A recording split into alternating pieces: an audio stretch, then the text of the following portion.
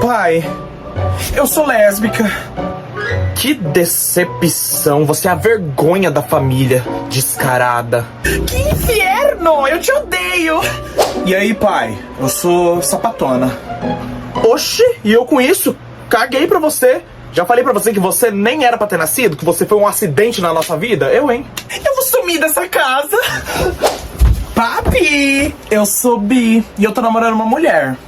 Ai, que fofa, o papai te ama do jeitinho que você é, tá bom, filha? Ah, você é um fofo, vou sair com ela, tá? Traz ela pra gente conhecer depois. Pode deixar, tchau.